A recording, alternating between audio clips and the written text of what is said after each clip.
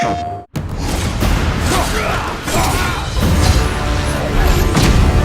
a combat perspective, I always, and I still feel like the meat and potatoes of any God of War game is combat.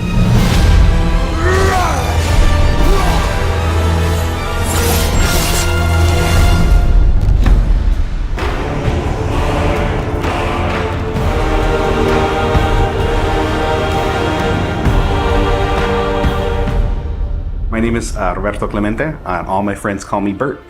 I'm a senior combat animator here at Sony Santa Monica.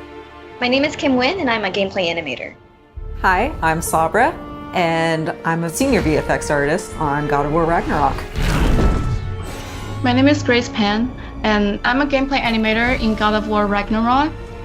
Hi, I'm Stephen O'Hara, GBA, combat designer on God of War. And I create interesting and memorable creatures that players like to attack and defend against.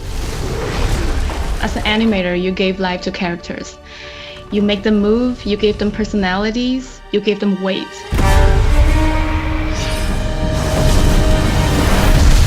My role as a VFX artist is to put the power behind a move. You are in control of fire and earth and water and wind.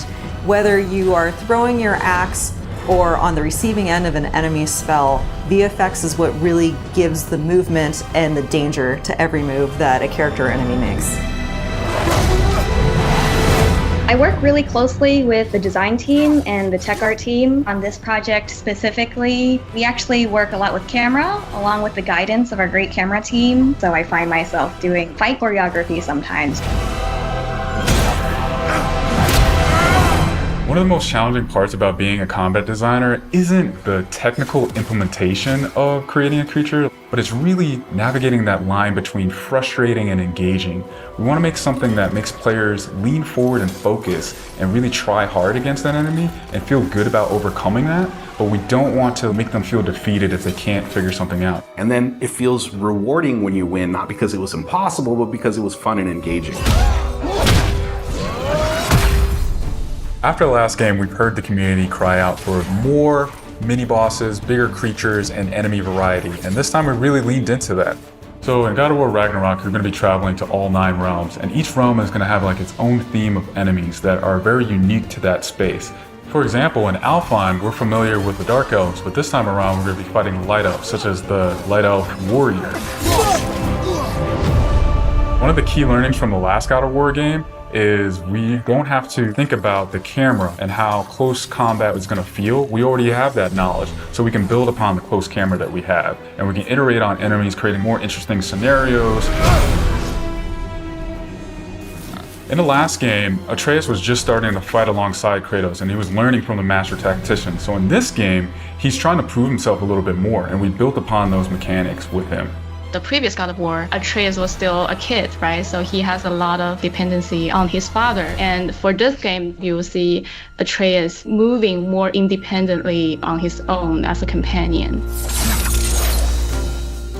In regards to VFX for Kratos, I think what the players really love is the powerfulness of it.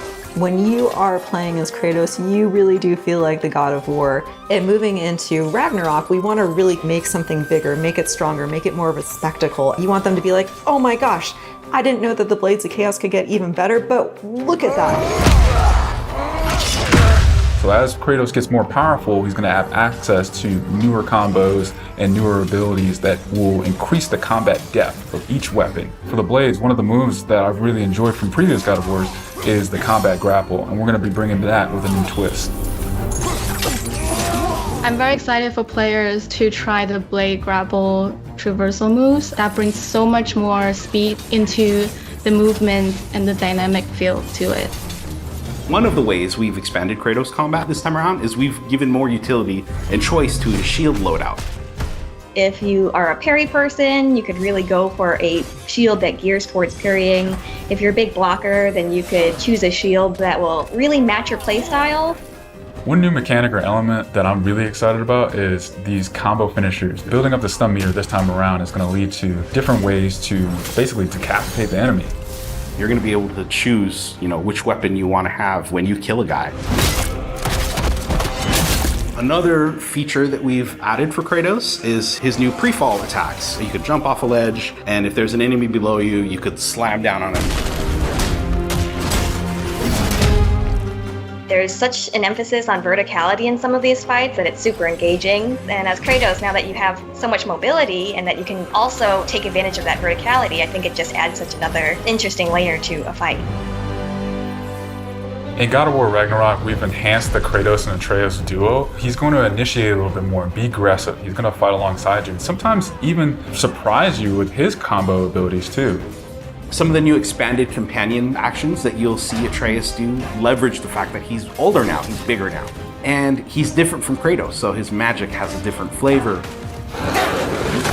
Not only that they fight side by side together, there are also a lot of mini games and player interaction moments. For example, like the puzzle systems and the set pieces. You definitely will see a lot more collaborations between father and son.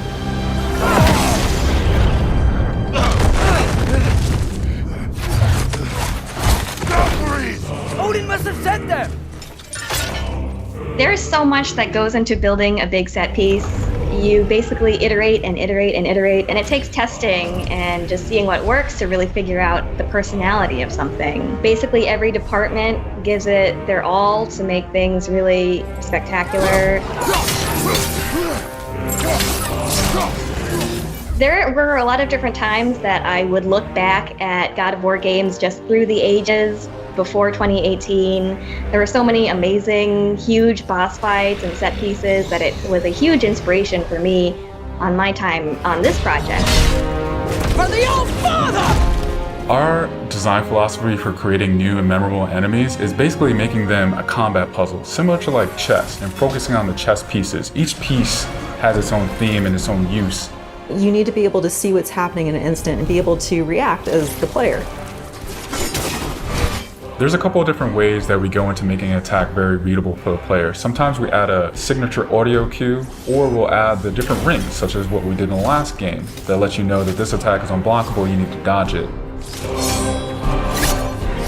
There's so many different ways that VFX really helps not just show what an enemy is about to do, but show who the enemy really is.